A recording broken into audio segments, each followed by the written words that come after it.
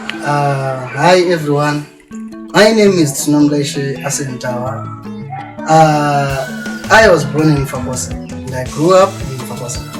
But today I'm with Miss Agatachseya, who was born in Mfakose, who also grew up in Mfakose. And would like to know much about this location in Mfakose. We might not know where the name Focus was driven from, but today maybe she will be able to illustrate and she will be able to allude more about the location of Focus. So for more details from her, I can ask her to tell us more about herself. Hi Tino, hi everybody. Yeah, my name is Agatha. Born and bred in Mfakose, raised in Mfakose, grew up in Mfakose, and still living in Mfakose. Mfakose, the name really, history tells us that it was a place for the people with clan Wawata and Mfakose, so that's where the name came from. And even from the history that I read from my parents, they started living in this house in 1962. So then I was born in 1968, and I grew up here, went to creche in the area here, maybe Bangombo was a French border down there. And then I went to school just across the road there by the Juroli. That's where I did my grade 1, grade up to grade 7, then I went to Ireland for my high school. So I'm actually in Mfakose now, and Mfakose is my home. And I don't have any other home that I call. Yes, Nakabororo and Kambubuda, but we still come back to Mfakose sometimes. This is where I'm now based. So I can help you with a few details that you might want to know about Mfakose. Madam, she alluded, we have heard some programs that she is doing within this Mfakose community. Can you tell us, ma'am, your connections with Mfakose community? Okay. And I said I grew up here and everything. Then there was a time where I lived outside Mfakose. And we were calling back to in 2014, I started a cleanup network, a cleanup network. Because when I got up and you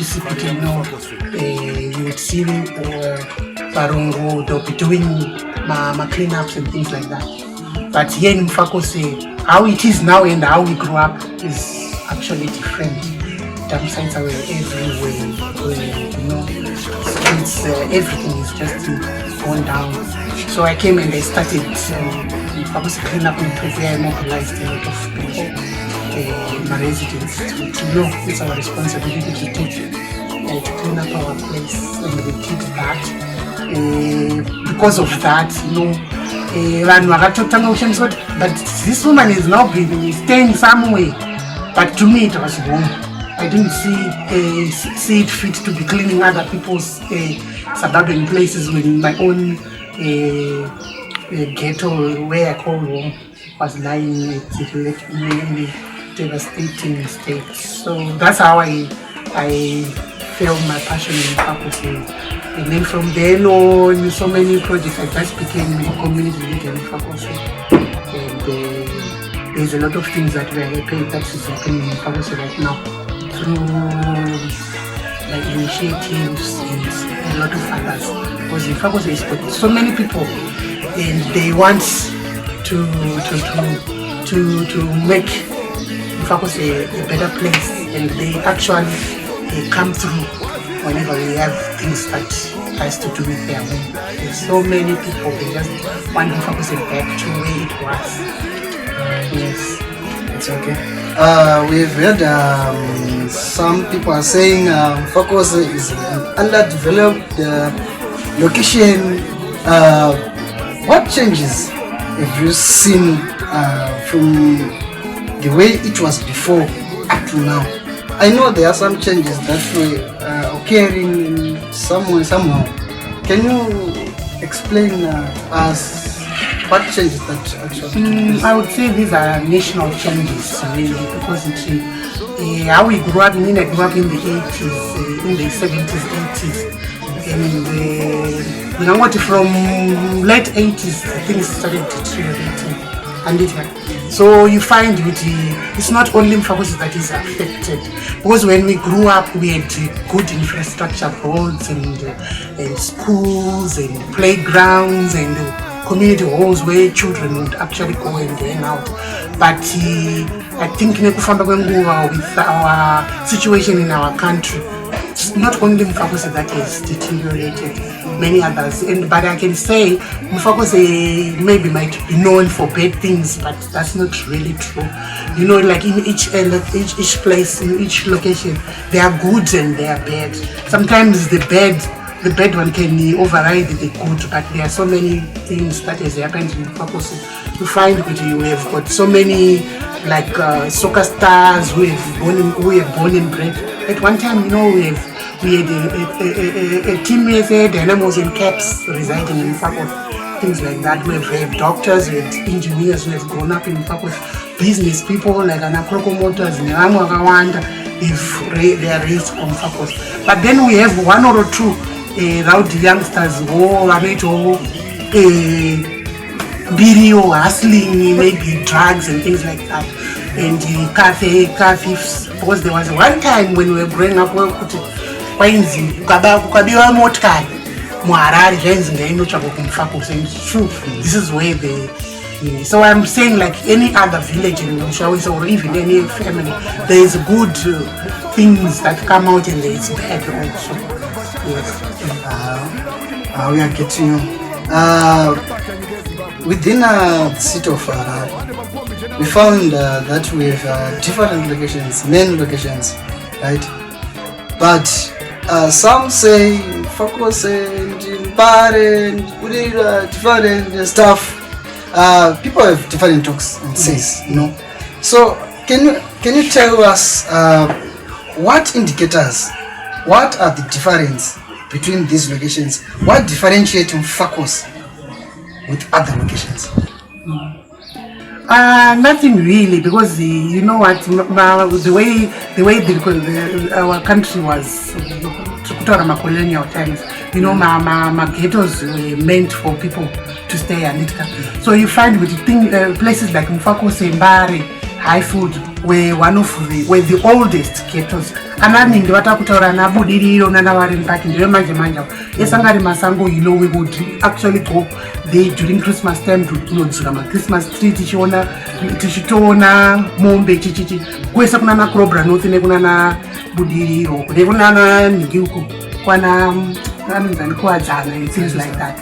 So there's nothing really that differentiates Mfakos from others, because Mfakos it's made up of there's a place kunonzi kucheri manika, ma foreign people we have Malawi, Mazambia. You find kuti ndokwavari kunoitwa zvikure chichichi, and then you find kuti kuno kwatiri kunonzi kutop kuno ndokwaigarawo like the ordinary Zimbabweans kwana Murero kwana Fichi and it.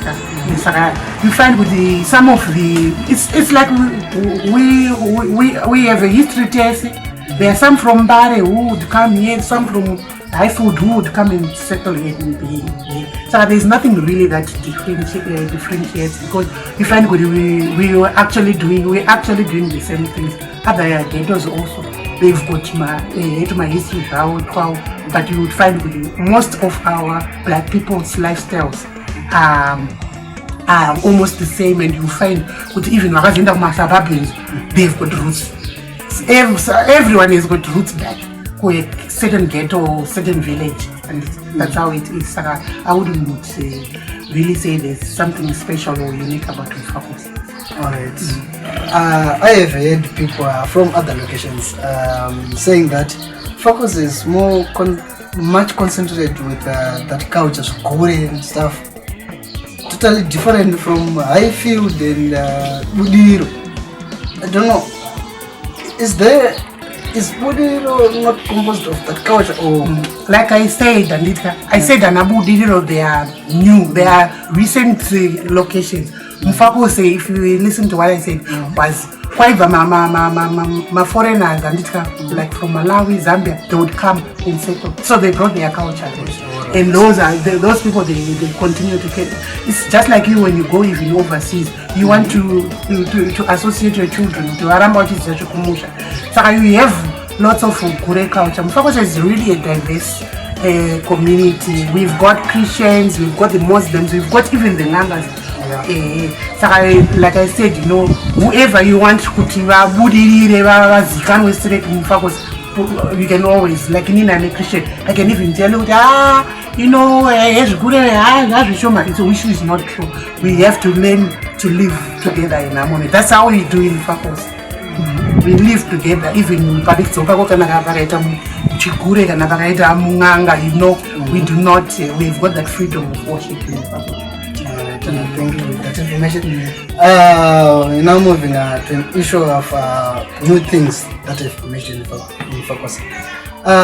Do you have any projects or programs or anything new that has emerged or that you have introduced within the vicinity of Focus?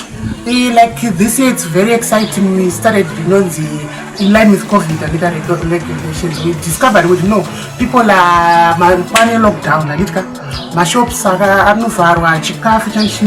then we launched the dollar challenge, where we have, because we've got a Facebook group where Mfakos, you know, they grew up in Mfakos. So actually, we are more than 15,000 people. So we talked, you know, then we got to a place where we said, no. Now they are saying the masks is mandatory for people to put on. Let's give masks to our elderly. But I consider my mask, then we gave them for free instead of selling them to people. Then as you are speaking to the elders, when she received my mask, said, do you know what when I do? You are giving us this, I think it's also to large calf. And that calf for sure it was a problem. So we launched the Mfakos Dollar Challenge. Mfakos Dollar Challenge, you know what, we just thought it was a one month thing. I tell you, from June, May, that's when we started the face mask. June, July, August, people all over Mfakos, and maybe that is what will make Mfakos a unique that person.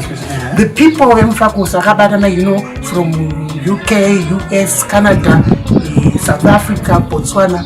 Even here in Mfakos, Zimbabwe, you know, people are coming up every month. They're donating their dollar, and then we are using businesses here in Mfakos where we go and pay. You see, they paid my hampers. So far, we have given more than 790 families my food hampers where we have meal, mafuta, sugar, and things like that. And this is an ongoing thing. We're actually going to be distributing next Saturday. Because we had some administrative things that we needed to do. But so Saturday, a lot of people, and it's not covering one area, it's covering yes. And we've partnered with the social services where we are using my community halls in Akushanda. We have 5 community halls, and in those 5 community halls, kunima areas gather there, then they get their food. So it's something very exciting that's happening in Mfakos. There's a lot of exciting things. Last time we had a youth symposium where we had young entrepreneurs, young high school people, and the university graduates like you who came, and you know, it's a place where a lot of good things are happening. Even a lot of this time we have got a lot of bad things where, and this where something has happened, we have got someone from Mfakos who has committed a very big crime, and you know what? Sometimes the good, the evil, you know, but the people are really together. You were saying you started this dollar challenge during the COVID period. Are you going to pursue, or are you going to continue with this program after the COVID period? It was just to cushion the people COVID. But we cannot continue to keep giving people fish. We need to do fishing nets. So we are introducing even a project where people are now going to be trained even to do my gardens, to be a self-sustaining community. We are actually working towards that, and people are really appreciating that. And we are even going to be encouraging people to do my gardens and things like that. Our goal is not to just continue giving people fish. We are going to give them fishing nets, and we are actually also we are working with other people and sports academies and things like that. Kuti mwana anogona tennis, anogona soccer, ngaite se ngabudiriswe mu talent yake, you know. Was this township, you know, we have the grades and Akamabili, they are from here, you see, understanding they are from here. And Matinzua has already started grooming children to play tennis.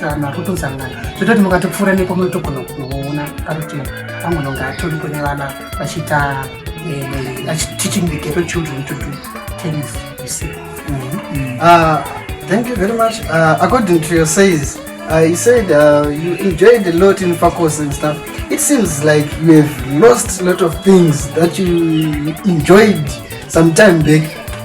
Can you tell us what are the things that have disappeared that was within Fakos that you would say you really enjoyed this? Every day, every time, every weekend, even at Christmas, we could do this and this. I think, you know what, it also depends on the economy of the country now. But it's also when we grew up, you know, you go on Saturday afternoons, you go for Rutendo, for movies, you go to the swimming pool. We had the best swimming pool in Harare. I hope you people go there. We had the best swimming pool there. Kuchipisa, so we got the swimming pool, and we had my activities on my grounds and things like that. So these are things that we are actually, it's also my old school where our children have not experienced that, and it's so we are trying to padiki, but no gonna. If you can bring back something like sports, like I've told you, put the animal garden, my sports and things like that. If those things can come back, you know, the children can actually experience.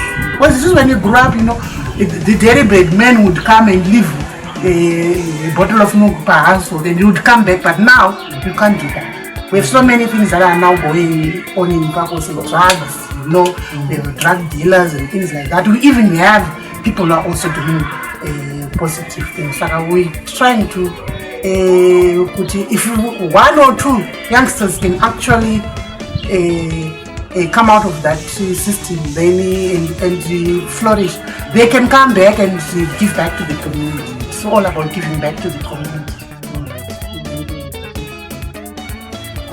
You are saying you seem like a person that has a vision, that who have the capability or the willingness to develop focus. Can you tell us future of Mfombi? What's your vision? The future of Mfombi lies in the people. We need to be a united people, like what you're doing with Mafood Ambassador. We're all coming together. Imagine if all, like Papa Facebook chat, if only we have 15,000 of those people donating even $1 each, you know, we can change some of the things, street lights and everything. Our swimming pools, our playground. The future of Mfombi lies with us, the people, the unity of the people. Thank you, Madam Agatha, with the information concerning Mfombi. I hope we have heard a lot about Mfombi. Thank you very much.